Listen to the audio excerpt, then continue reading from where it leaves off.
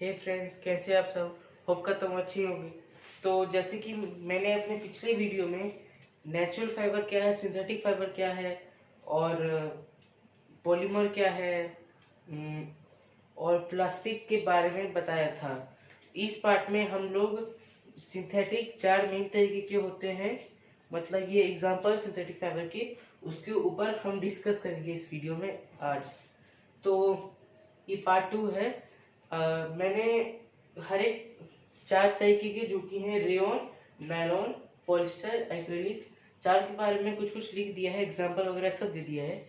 आपका मन है तो इसका स्क्रीनशॉट ले सकते हैं। ले लिया तो अब शुरू करते हैं। रेयॉन से शुरू करते हैं। तो सबसे पहले इसके बारे में बता देता हूँ ये कैसे प्रोसेस होता है।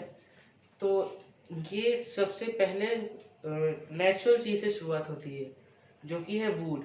वुड के छोटे छोटे पीसेस को कलेक्ट करके उसको इंडस्ट्री में भेज दिया जाता है और साइंटिस्ट उसको केमिकली प्रोसेस करके एक ब्लू लिक्विड बनाया जाता है। और उसी ब्लू लिक्विड को जो इंजेक्शन होता है उसमें अंदर लेके उसको सल्फ्यूरिक एसिड में छोड़ा जाता है, जिससे फाइबर लाइक सब्सटेंस निकलता है उस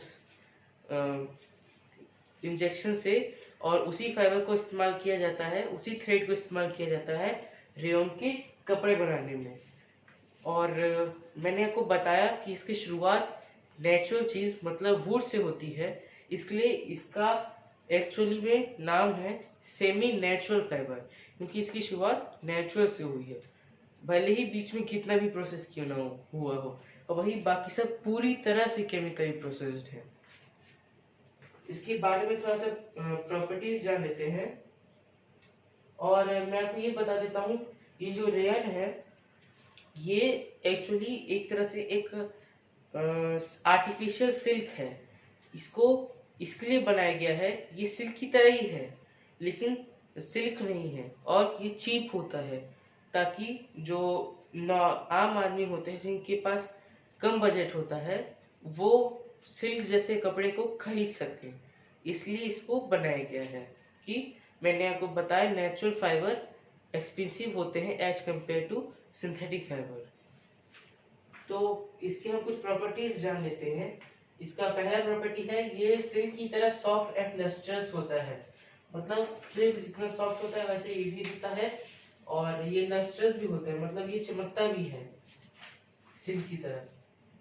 ये हो गया। दूसरा है easy to dye and dry, मतलब इसको अगर ये जब सल्फ्यूरिक एसिड से निकाला जाता है तो ये वाइट हो जाता है जब इसको धो दिया जाता है पानी में, और उसके बाद ये आसानी से डाई हो पाता है और आसानी से फोल्ड भी किया जा सकता है, मतलब ड्रैग किया जा सकता है। तीसरा, ये हाईली एब्जॉर्बेंट होता है, मतलब कि ये अगर इसको पानी के पास ले लिया जाए, रख दिया जाए तो ये पानी मतलब ज्यादा मात्रा में एब्जॉर्ब कर लेगा, और उसके बाद अगर आप पानी से निकलेंगे तो आप भारी भारी महसूस करने लगेंगे। और वो इसलिए होगा क्योंकि आपका कपड़ा रेयॉन का है और आपका रेयॉन हाईली एब्जॉर्बेंट है। चौथा है इजली क्रीज्ड एंड आयरन, मतलब अगर आप इसको मोड़ के ऐसे फेंक देंगे तो इसमें दाग बन जाएंगे, और लेकिन परेशानी की बात नहीं है कि आराम से आयरन हो सकता है। बस इतना दिक्कत है कि रेयॉन मतलब जितने भी सिंथेटिक फाइबर है वो फ्लेमेबल होते हैं, मतलब ये फायर को इजीली कैच कर लेते हैं, इसलिए इसको थोड़ा सावधानी से आयरन करना चाहिए। चौथा है कांट बी डिकम्पोज्ड, जैसे कि मैंने आपको बताया ये केमिकल प्रोसेस्ड होते हैं और ये अनबायोडिग्रेडेबल होते हैं, इसके लिए ये डिकम्पोज नहीं हो पाते हैं। इसका कुछ एग्जांपल है shirt, jacket, home furnishing materials, मतलब मतलब ऐसे मटेरियल्स जो कि होम में इस्तेमाल किए जाते हैं फर्नीचर्स के ऊपर, जैसे कि डाइनिंग टेबल हो गया, बेड हो गया, उसके ऊपर जो बेडशीट लगाए जाते हैं, डिनर टेबल के ऊपर जो डिनर शीट लगाए जाते हैं, वो सब होम फर्निशिंग मटेरियल्स में आते हैं। और बैंडेज और डायपर्स भी इससे बनाए जाते हैं, मैं आपको बता दे रहा हूँ, जो साइंटिस्ट होते हैं वो अलग अलग सिंथेटिक फाइबर को नेचुरल फाइबर से कंबाइन करके नए फाइबर्स इन्वेंट करते हैं। उसी में रेयॉन भी आता है। रेयॉन को अगर वूल के साथ कंबाइन कर दिया जाए तो इसके पास वूल की क्वालिटी आ जाती है, और इसके पास तो पहले से ही सिल्क की क्वालिटी होती है। तो ये इसका फाइबर से साइंटिस्ट मतलब इसको इंडस्ट्री में देख के कारपेट भी बनाया जा सकता है। और कॉटन के साथ अगर कर दिया जाए कंबाइन तो यही सब चीज़ें बनाई जाती हैं। और मतलब मेडिकल साइंस में भी इसका इस्तेमाल होता है, जैसे कि बैंडेज, डायपर, बैंडेजेस, जैसे हाँ। अब हम लोग का ये रेयॉन हो गया क्लियर। अब नायलॉन पे आते हैं।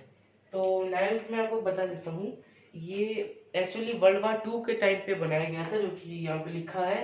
ये पेट्रोलियम प्रोडक्ट से बनाया गया था, और ये अमेरिकन गवर्नमेंट के द्वारा बनाया गया था। और ये इसके लिए एक मतलब साइंटिस्ट ऐसा कुछ फाइबर ढूंढ रहे थे जो कि जैसे कि बैकपैक्स होते हैं, पैराशूट्स होते हैं, रोप होते हैं, टायर्स होते हैं, इस सब पे रोप वायर फाइबर का इस्तेमाल होता है। और इन तो लड़ाई के वक्त, जंग के वक्त हमको स्ट्रॉन्ग फाइबर की जरूरत होगी, ताकि जल्दी फटे ना, जल्दी अच्छा ड्यूरेबिलिटी हो उसकी। इसके लिए साइंटिस्टों ने नायलॉन का इन्वेंशन किया, जिससे जो वो जो फाइबर से जो चीज बनेगी वो स्ट्रॉन्ग भी होगी और ड्यूरेबल भी होगी। और इसलिए इसको मिरेकल फाइबर भी का भी नाम दिया गया है। इसकी क्वालिटीज देख लेते हैं। जैसे कि मैंने आपको बताया, इसको scientist strong and durable fibre ढूंढ रहे थे, इसके लिए ये स्ट्रॉन्ग एंड ड्यूरेबल भी है, ये हाईली इलास्टिक भी है, जो कि जंग के वक्त जरूरत होती है। ये लाइट वेटेड होती है, मतलब अगर इसको बैकपैक के कोई भी चीज जो कि नायलॉन की है और उसको अपने बैग में रखेंगे तो वो आपको ज्यादा भारी महसूस नहीं करवाएगा। ये हल्की चीजें होती हैं। और चौथा है कि ये आसानी से फोल्ड हो जाता है, वॉश हो जाता है और ड्राई भी हो जाता है। पांचवा है, ये क्रीज नहीं हो पाता है जल्दी, मतलब इस पे अगर नॉर्मल कपड़ों को अगर आप क्या कहते हैं, क्रीज करेंगे, मतलब ऐसे से करेंगे तो उस पे दाग बन जाते हैं, वही इस पे नहीं हो पाते हैं जल्दी। ये वाटर प्रूफ होता है और ये डिकम्पोज नहीं हो पाता है रेयॉन की तरह। ये पेट्रोलियम प्रोडक्ट से बनाया गया है। और तो फिर इसको टूथपेस्ट के जो ब्रश होते हैं, मतलब जो टूथब्रश पे जो छोटे छोटे फाइबर जैसे होते हैं, वो नायलॉन की ही बने हुए होते हैं। और इसको मैंने आपको बताया आर्मी में इस्तेमाल होता है। तो जैसे कि आर्मी में टायर्स होते हैं, बैकपैक्स होते हैं, पैराशूट्स होते हैं, ये सब नायलॉन की ही बनाए जाते हैं क्योंकि स्ट्रॉन्ग एंड ड्यूरेबल होते हैं। हम लोग अपने तीसरे सिंथेटिक फाइबर पे आते हैं, जिसका नाम है पॉलिस्टर, जिसको हम लोग पॉलिस्टर एक और नाम से कहा जाता है, जिसका मतलब है पेट। ये कैपिटल में लिखा गया है क्योंकि ये इसका एक ना ही शॉर्ट फॉर्म में ना ही फुल फॉर्म में, कह सकते हैं ये एक शॉर्ट फॉर्म ही है। तो इसको पॉलिस्टर को हम पेट भी कहते हैं, साइंटिस्ट कहते हैं। तो मैंने आपको पिछली वीडियो में बताया था, अगर आपने नहीं देखी पिछली वीडियो जरूर देख लीजिए, वरना आपको समझ में नहीं आएगी जो मैं अभी कह रहा हूँ। तो जो हमारे फाइबर होते हैं वो पॉलीमर्स का ही ग्रुप होते हैं, और पॉलीमर्स किसका ग्रुप होते हैं, मोनोमर्स का। और वही पॉलिस्टर में जो मोनोमर्स होते हैं उसका नाम होता है उसका साइंटिफिकली जो नाम होता है उसका नाम सो कहते हैं एस्टर्स। मतलब साइंटिफिकली या फिर केमिकल नेम पॉलिस्टर के मोनोमर्स का है एस्टर्स। और इसके प्रॉपर्टीज पे आ जाते हैं, तो मैं तो ये बता रहा हूँ कि पेट्रोलियम प्रोडक्ट से ही बनाए जाते हैं। और इसका सबसे पहला प्रॉपर्टी पे आ जाते हैं, तो ये स्ट्रॉन्ग एंड ड्यूरेबल होता है, सेम एज नायलॉन। ये क्रीज प्रूफ होता है। नायलॉन तो इजीली से क्रीज नहीं हो पाता है, लेकिन ये क्रीज होगा ही नहीं, इसमें कोई दाग वगैरह बने ही नहीं। तीसरा, ये वाटर प्रूफ होता है सेम एज नायलॉन। और चौथा, ये भी डिकम्पोज नहीं हो पाता है बाकी दो सिंथेटिक फाइबर के जैसे। ये हमारा क्लियर हो गया। और इसको भी होम फर्निशिंग मटेरियल्स में इस्तेमाल किया जाता है, मतलब इस सब चीज़ों को बनाने में इस्तेमाल किया जाता है, जैसे कि डाइनिंग टेबल के शीट्स, बेड शीट्स, पर्दे, ये सब। और टाइल्स वगैरह भी इस्तेमाल किए जाते हैं, कोट भी होता है, शर्ट भी होता है, और भी क्लोथिंग में भी इसको इस्तेमाल किया जाता है। अब एक्रेलिक पे आ जाते हैं। तो ये जो एक्रेलिक होता है ये एक्चुअली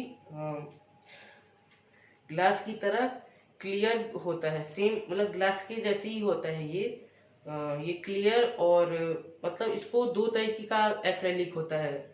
पहला जो कि ग्लास के रूप में इस्तेमाल किया जाता है, कह सकते हैं आर्टिफिशियल ग्लास की में इस्तेमाल किया जाता है। मतलब जो टॉयज वगैरह होते हैं उसमें जो नकली शीशे होते हैं, ग्लास होता है, वो एक्रेलिक ही बने होते हैं। और अगर इसको कपड़े में इस्तेमाल किया जाता है, मतलब क्लोथिंग के रूप में इस्तेमाल किया जाता है, तो इसको फाइबर्स में कन्वर्ट करके डाई करके फिर इस्तेमाल किया जाता है। तो ये ट्रांसपेरेंट और सब्सटेंस में इस्तेमाल किया जाता है। ये इसका जो पहले जो नाम था उसका नाम वो था ऑर्लोन। और ये सॉफ्ट और वार्म होता है। तो इसको मतलब वार्म क्लोथ बनाने में इस्तेमाल किया जाता है, क्योंकि मैंने आपको बताया वूल महंगा होता है और जो गरीब लोग होते हैं वो वूल का अफोर्ड नहीं कर सकते। इसके लिए ऐसे लोगों के लिए एक्रेलिक है। और ये सस्ता होता है, तो ये इसके लिए खरीद तो ज़्यादातर लोग एक्रेलिक को खरीदते हैं क्योंकि ये सॉफ्ट और वार्म होता है सेम एज वूल। और इसको वूल के साथ कंबाइन किया जाता है तब जाके ये ऐसा होता है। तो ज़्यादातर इसको कश्मीरी वूल से ही किया जाता है कंबाइन। इसका प्रॉपर्टीज देख लेते हैं। ये सॉफ्ट और वार्म होता है सेम, जैसे कि मैंने आपको शुरुआत में बताया कि क्रीज प्रूफ होता है सेम एज पॉलिस्टर, मतलब इसको कितना भी क्रीज करने इसको कोई दाग वगैरह नहीं लगेंगे। ये easy to wash and maintain है, मतलब इसको आसानी से धोआ भी जा सकता है, मेंटेन भी किया जा सकता है। चौथा है ये इजीली ड्राई हो जाता है, मतलब अगर आप इसको धूप में सुखाने के लिए छोड़ेंगे तो इजीली ड्राई हो जाएगा। और ये नॉन एब्जॉर्बेंट होता है, मतलब ये जल्दी पानी को एब्जॉर्ब नहीं करता है या फिर दूसरी चीज़ों को या फिर टॉक्सिस वगैरह को। ये तो हम लोग का हो गया। अब मैं इसका एक और फायदा बता देता हूँ, मतलब एक और प्रॉपर्टी बता देता हूँ। ये एक्चुअली व्रिंकल प्रूफ होता है, मतलब व्रिंकल रेसिस्टेंट होता है। आपने वूल के अगर प्योर आपके पास वूल का कोई स्वेटर है उस पर आप देखे होंगे उस पर व्रिंकल आ जाते हैं, छोटे छोटे निकल जाते हैं फाइबर जैसे, थ्रेड जैसे। वो एक्रेलिक के स्वेटर्स में नहीं होता है, होता है तो बहुत कम ही होता है, ज़्यादा नहीं हो पाता। और वही प्योर वूल में हो जाता है ऐसा। तो इसका एग्जांपल्स है स्वेटर्स, जैसे कि मैंने आपको बताया सॉफ्ट एंड वार्म है, इसलिए इसको स्वेटर्स बनाने में इस्तेमाल किया जाता है। इसका जैकेट में भी इस्तेमाल होता है, ब्लैंकेट में भी, जो कि हमको गर्मी प्रदान करता है। और ये इंडस्ट्री में भी इस्तेमाल किया जाता है, इंडस्ट्री के फिल्टर के रूप में। और रेनफोर्स कंक्रीट में भी, मतलब जो ब्रिक्स होते हैं वो अगर उन पे बारिश होगी, मैंने बताया कि नॉन एब्जॉर्बेंट होते हैं, तो जो एक्रेलिक के जो ईंटें होंगी, मतलब उसमें एक्रेलिक का अगर प्रॉपर्टी होगा तो वो पानी का उस पर कोई ज़्यादा असर नहीं पड़ेगा। तो हम लोगों ने ये चारों चीज़ें समझ ली हैं। अगर ये वीडियो आपको अच्छी लगी तो लाइक कर दीजिएगा और चैनल को सब्सक्राइब कर लीजिएगा। Thank you.